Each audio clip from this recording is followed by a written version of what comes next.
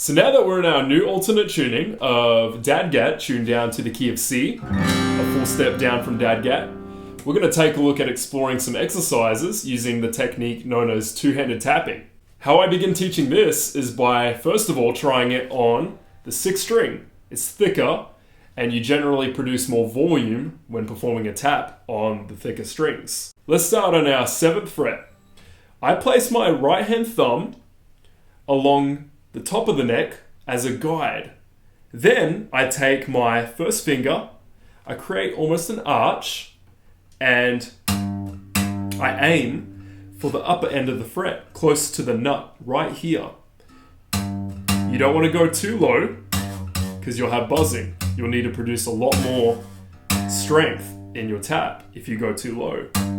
If you do nice and high, close to the nut, you'll have the clearest sound, and you won't have to produce as much force. So try producing this sound now on the 7th fret, and then see if you can produce it on the 5th fret. Then try it on the 9th fret. So 7th, 5th, 9th.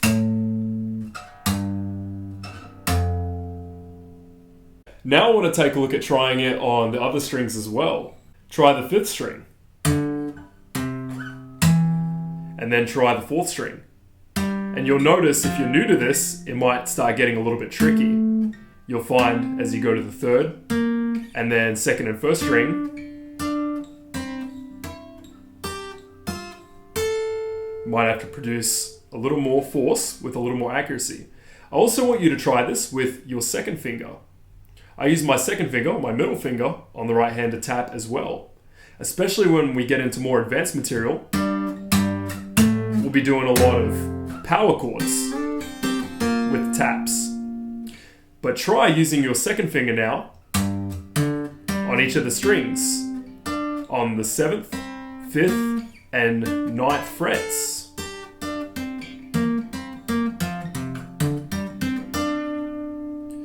So while you may not produce everything clearly at the moment, it's good to practice this. Remember to keep it high towards the nut of each fret. That way you can produce the most clarity while using the least amount of oomph and force. And keep a nice arch as you do the tap. You don't want to go too flat like this. In certain situations, you can get away with doing that. But starting out, we're going to try and be really technical about our tapping. Now I want to take a look at what's called hammer-ons from nowhere. This is where we take our left hand and then we basically tap with the left hand. We hammer on from nowhere. And I want you to try this on each string, 5th, 7th, and 9th fret. And you can use your 1st and 2nd finger again. See which one feels more comfortable for you.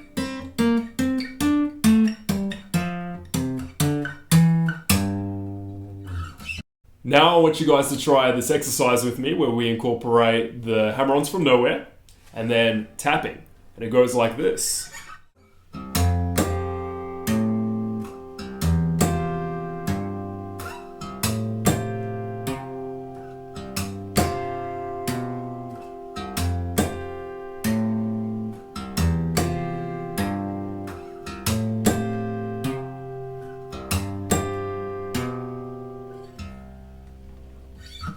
Here's what I'm playing. I'm starting with an open 6th string using my right hand thumb. Then I'm hammering on to the 5th fret of the 6th string with my left hand. Followed by a harmonic slap on the 12th fret.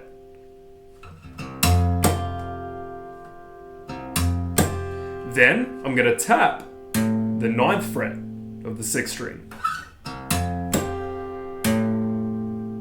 Remember to use your thumb as a guide here. You don't want to be aimless. You want to have your thumb allow you to have more precision and accuracy when performing the tap. Okay, so we're going to use this rhythm throughout the whole phrase.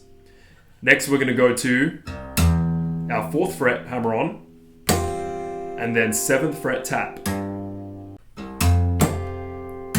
And after I tap the 9th fret, going into the next measure, I'm going to pull off to open using my first finger that I used to tap.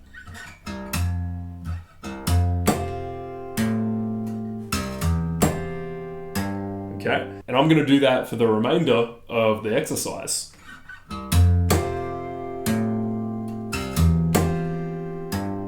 Next, we're going to hammer on to the 9th fret and then tap the 12th fret. Then, hammer on to the 7th fret, tapping the 11th fret.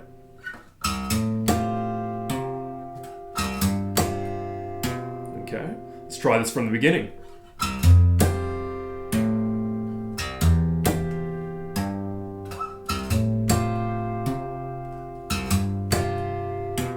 Once more.